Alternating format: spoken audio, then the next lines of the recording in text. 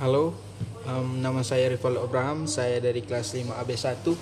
Pada saat ini saya ingin mempresentasikan hasil materi saya tentang Undang-Undang Ketenagakerjaan. Yang pertama saya akan menjelaskan apa itu ketenagakerjaan. Ketenagakerjaan adalah segala hal yang menyangkut atau berhubungan langsung dengan tenaga kerja pada saat sebelum, sesudah maupun pada saat sebelum, selama, dan setelah masa pekerjaannya, hubungan kerjanya berakhir, baik pada pekerjaan yang menghasilkan barang maupun pekerjaan yang menghasilkan jasa. Atau dari aspek hukum, ketenagakerjaan merupakan bidang privat yang memiliki aspek publik karena meskipun hubungan kerja dibuat berdasarkan kebebasan para pihak, namun terdapat sejumlah ketentuan yang wajib tunduk pada ketentuan pemerintah dalam artian hukum publik. Selanjutnya saya akan menjelaskan dan memaparkan materi tentang peraturan dan undang-undang ketenagakerjaan. Undang-undang ketenagakerjaan sendiri diatur dalam Undang-Undang Nomor 13 Tahun 2013 tentang ketenagakerjaan, yang dijelaskan bahwa ketenagakerjaan adalah sesuatu yang berkaitan dengan tenaga kerja, baik pada waktu sebelum, selama, dan sesudah masa kerja. Peraturan tersebut dilandasi dengan 3 tujuan sebagai berikut.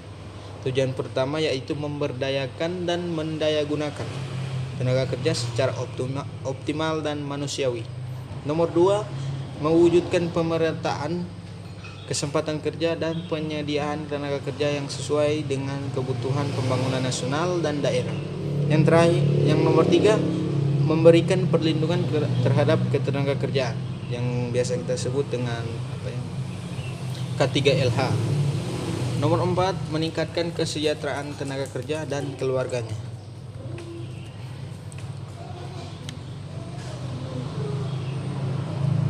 Tenaga kerja juga dibedakan menjadi 3 dalam pasal 5 Undang-Undang 13 nomor tahun 2013, yaitu yang pertama, tenaga kerja terdidik.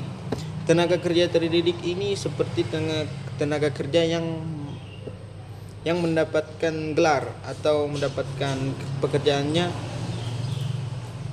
melalui pendidikan seperti dosen, dan guru, akuntan, pengacara, dan sebagainya. Mereka mendapatkan kerja setelah mereka melalui proses pendidikan.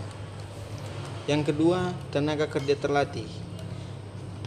Tenaga kerja terlatih adalah tenaga kerja yang memiliki keahlian tertentu atau keahlian khusus seperti supir, tukang jahit, montir, dan sebagainya.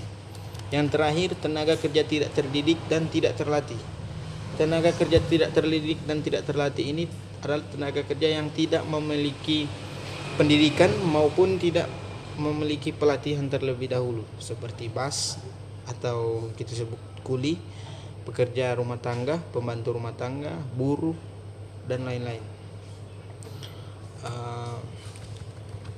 Ada beberapa masalah ketenagakerjaan yang ada di Indonesia.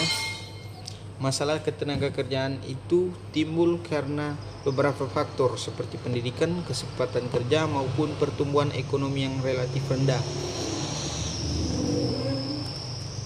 Saya membedakan Saya mendapatkan 3 masalah ketenagakerjaan yang sering terjadi di Indonesia.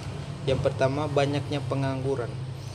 Banyaknya pengangguran disebabkan karena tingginya jumlah penduduk dan tidak diikuti dengan lapangan kerja yang cukup.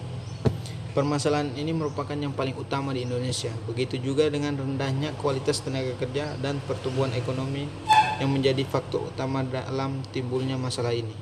Yang kedua, lapangan kerja yang rendah. Lapangan kerja yang rendah timbul akibat angkatan kerja yang produktif tidak sebanding dengan jumlah lapangan kerja yang disediakan. Yang terakhir, yang ketiga, kualitas tenaga kerja yang rendah.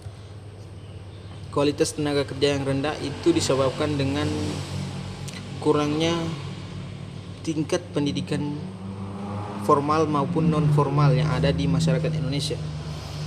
Kemampuan ekonomi masyarakat Indonesia tergolong rendah yang menyebabkan ketidakmampuan untuk meraih pendidikan yang tinggi. bicara tentang ketenaga kerjaan, tentunya masih banyak lagi yang dapat dijadikan pembahasan. Sekilas pemaparan secara umum mengenai pengertian, peraturan dan masalah yang ketenaga kerjaan yang terjadi di Indonesia. So, itulah semua materi yang dapat saya sampaikan mengenai ketenaga kerjaan. Bila ada salah-salah kata, saya ucapkan mohon maaf. Terima kasih.